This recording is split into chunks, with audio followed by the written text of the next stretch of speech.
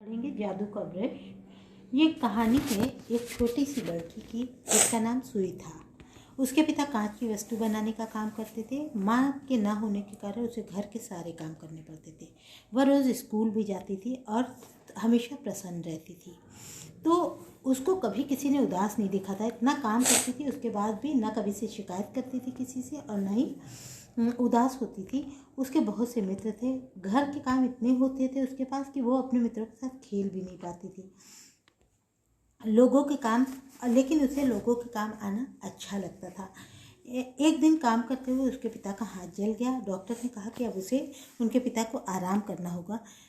इसलिए सुई ने उनका बहुत इलाज किया, लेकिन उनका हाथ नहीं सही हो पा रहा था। लेकिन जब सारे पैसे ख़त्म हो गए तो सुई ने सोचा कि अब मुझे पढ़ने नहीं जाना चाहिए। अब मुझे अपने पिताजी के इलाज के लिए और घर में खाने पीने के लिए कुछ तो काम करना होगा। तो उसने सोचा कि एक धनी स्त्री की थी उसके मोहल्ले में। उसने सोचा कि उसका मन तो बहुत छोटा है, लेकिन फिर भी अपना काम करने के लिए तो उसके पास जाना ही पड़ेगा। तो सुई जैसी छोटी लड़कियों से वो काम कराना उस औरत की आदत थी। लेकिन धनी स्त्री के घर में चित्रों का एक कमरा था, तो वो वहीं काम करने लगी। उसको इसलिए अच्छा लगता था कि वहाँ उसको पेंटिंग पसंद थी, तो वहाँ बहुत पेंटिंग थी। तो वो उस पेंटिंग को देखती रहती, उसकी सफाई करती रहती। तो उसे चित्र पसंद थे। वो सोचती काश मैं भी इतने सुंदर चित्र बना सकती। तो इस तरह से वो काम करती अपने पिता का हाथ बटाने के लिए। लेकिन बार बार सोचती थी कि अगर मतलब इनके जैसा ड्राइंग मेरे पास भी होती, पेंटिंग मेरे पास भी होती, इनके जैसे सामान मेरे पास भी होते तो कितना अच्छा होता। तो वो सोचती कि अगर ऐसा होता तो अपना घर सजा लेती। एक दिन उसका जन्मदिन आया तो सुई के लिए वह रोज़ की तरह निकल गया, इसलिए कि अब उसके पिता के पास पैसा नहीं था और उसके पिता का हाथ भी जल गया था। इसलिए उसे याद ही नहीं रहा कि आज उसका जन्मदिन है। लेकिन उसके पिता को उसका जन्मदिन याद था। वो उसके लिए मिठाई लाए और वही खाकर वे दोनों सो गए। सुई को अपनी माँ और स्कूल की याद आ रही थी। सुई ने सोचा कि माँ होती तो कितना अच्छा लगता, स्कूल भी जाते तो अच्छा लगता, यहाँ तो बस रहो बोर हो। उसे याद आ रही थी। तो वह बहुत देर तक सो नहीं सकी। बहुत परेशानी में रह गई और सो नहीं सकी।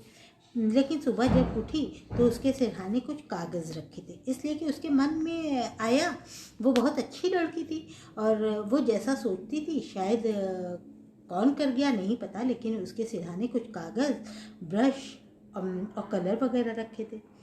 तो जब वो उठी तो देखा तो वो चंभित रह गई और एक सतरंगा ब्रश भी मिला। तो और उस पर लिखा था, ब्रश पे लिखा था जन्मदिन मुबारक हो, और एक रिबन लगा था। सुई बहुत खुश हुई। उस दिन वह खुशी खुशी काम पे गई। बहुत खुश हुई कि अब तो हम पेंटिंग बना सकते हैं। पहले तो वो सोच रही थी कि शायद पापा ने दिया हो। फिर शाम को लौटकर वो जल्दी जल्दी काम किया उसने किया और घर चली आई। शाम को लौट कर उसे चित्र बनाने थे। काम ख़त्म करके घर आई तो घर के काम बाकी थे, उसे किया। उसे करते करते देर हो गई, लेकिन उसने फिर भी सोचा कि लो सोने से पहले कागज़ और रंग लेकर चित्र बना लूँ। तो चित्र बनाने बैठ गई। ब्रश से उसने एक फूलदान बनाया और कुछ रंग बिरंगे फूल बनाकर सो गई। लेकिन जब उठी तब उसने देखा कि भीनी भीनी खुशबू कहाँ से आ रही है।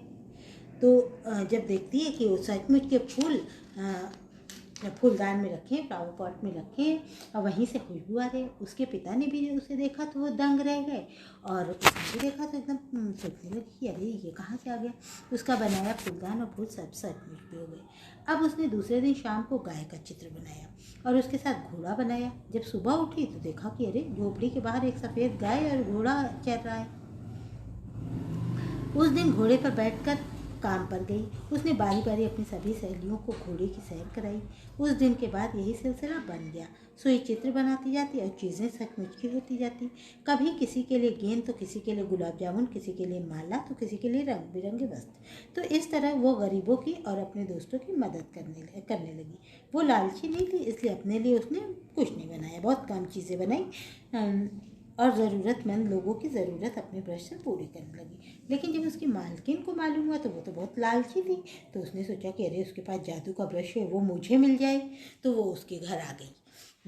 और उसकी झोपड़ी हमेशा की तरह, मालकिन ने देखा कि झोपड़ी तो हमेशा की तरह है।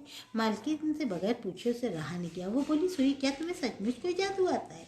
तो उसने कहा, हाँ मालकिन, ये सच है, मैं आपके लिए कुछ बना दूँ? सुई ने भोलीपन से कहा। तो मालकिन ने थोड़ी देर सोचा और कहा, मेरे लिए हीरो की खान बना दो। मालकिन ने कहा कि मेरे लिए लालची थी, इसलिए कहा कि मेरे लिए हीरो की खान बना दो। तो वह खान तो यहाँ आ नहीं पाएगी, तो मुझे ही खान में पहुँचा दो। उसने कहा कि लेकिन मतलब खान तो इस जगह पे आ नहीं पाएगी, तो ऐसा करो कि ऐसा बना दो कि मैं उसी खान में हूँ। तो उसने कहा कि ठीक है। तो उस रात को हीरो की खान का चित्र बनाया और उसमें अपनी मालकिन को बैठा दिया। और सुबह जब अपने काम पे गई तो देखा कि मालकिन की हवेली में हंसी खुशी का माहौल है, क्योंकि मालकिन गायब है। हंसी खुशी है लेकिन मालकिन गायब है। सब लोग हंस रहे हैं, खेल रहे हैं बच्चे, जैसे कोई त्यौहार मनाया जा रहा हो।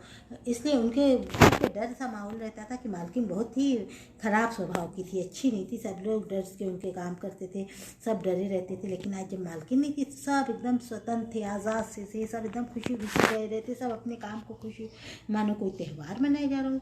सबने सुई से कहा, मालकिन की वापसी का चित्र ना बनाना। अब सबने कहा कि देखो देखो, तुमने बहुत अच्छा काम किया कि तुमने हीरो की खान बनाई और उसमें मालकिन को बैठा दिया। तुमने बहुत अच्छा काम किया। अब तुम वापसी का उनके चित्र ना बनाना, मालकिन गायब है, सब लोग देखो खेल रहे हैं, कोई त्यौहार है।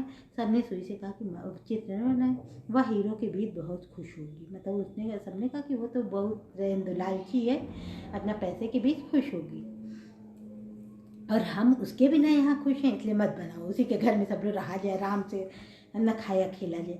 तो अगले दिन सुई ने चित्र बनाकर अपने पिता का हाथ पहले ठीक किया कि लाओ पहले पापा का हाथ ठीक कर देते हैं। तो ठीक किया।